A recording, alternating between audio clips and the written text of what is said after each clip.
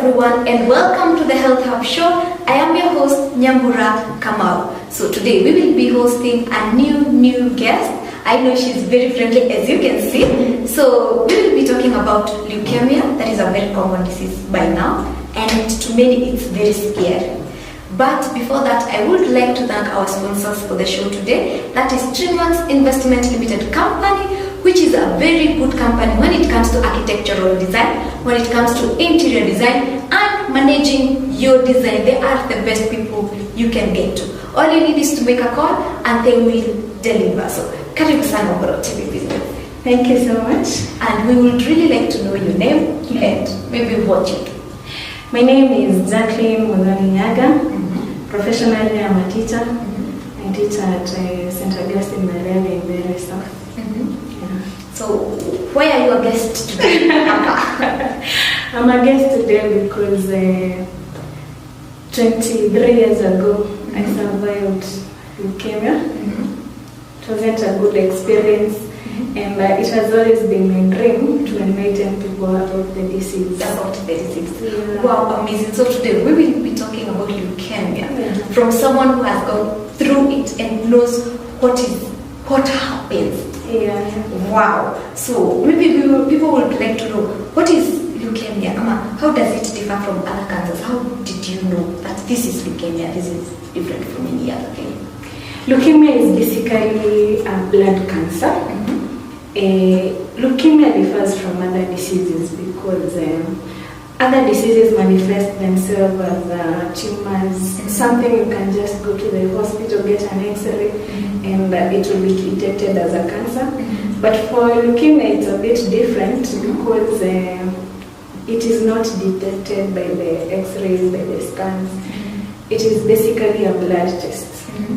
A blood test that everyone ignores. Oh, most of the times actually. Most of the times, people ignore. They treat it as anemia, as malaria. And sometimes at home, we just imagine that I've not taken enough greens. So that you just make an assumption. You make an assumption, you go to the market to buy enough vegetables and cereals and everything to boost your blood. But you have to take that test.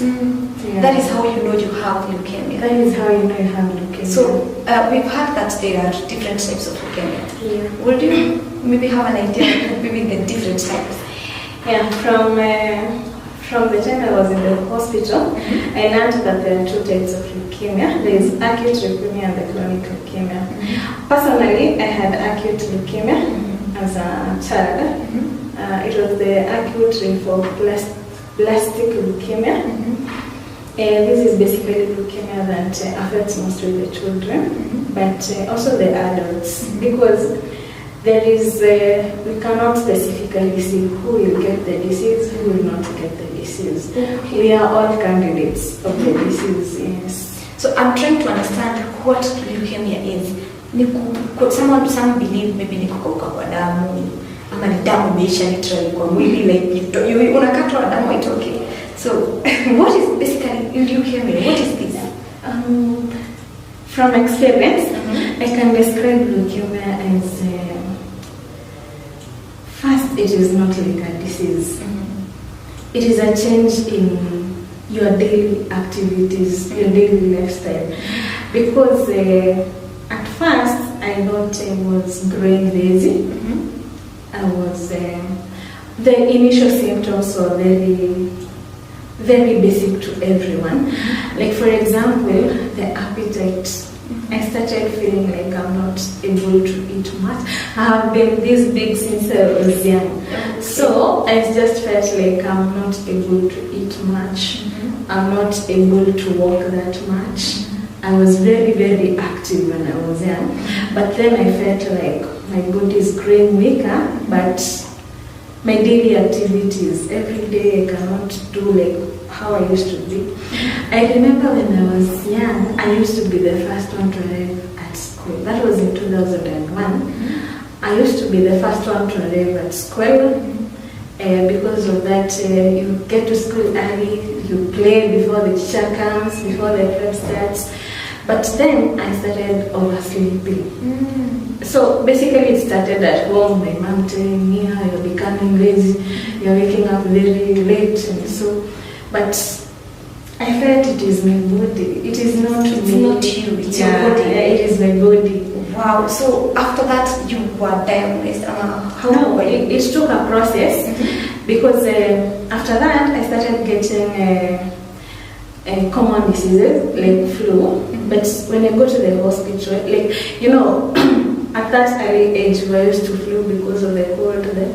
But it's okay for me. It became worse than before. So I used to go to the hospital. I start coughing abnormally. I go to the hospital. I'm given antibiotics. Okay. I come, then after some time it recurs again. Then I started sometimes feeling dizzy in the morning. I wake up and I feel dizzy. My movement to school became a bit lazy because initially I would walk for 30 minutes to school, but then I started taking 1 hour to school. Like your body was too heavy. I felt like tired. Oh. I felt tired. I felt like I cannot go anymore. Sometimes I used to sit by the roadside and let the others go to school, but there was no pain. There was nothing that could, bring another that maybe I'm sick. You're sick. Yeah. So how did they discover or were you diagnosed? I remember it was in April. I started feeling dizzy and fainting sometimes. Then before that, I had some episodes of nose bleeding. Oh, okay. Okay, as a child, nose bleeding is common because of maybe the temperature change, the injuries, the energy you put into the games, but differently was like when others maybe there was a girl in my class who used to nose bleed, but in 1 minute it could have gone after the first aid. But then for me, I could even stay for 30 minutes. I'm still nose bleeding. Then now it was in April 2001, and the nose bleeding continued. Like I would nose bleed for like 3 times a day, and it would last for like 30 minutes. Okay. Then my mom took me to hospital. I was given drugs for it. Then my blood was a bit low, so for 3 times I used to get transfusion, medicines for drugs, and that was early 2001, so the technology wasn't that high. Then I remember late April, it was on a Sunday.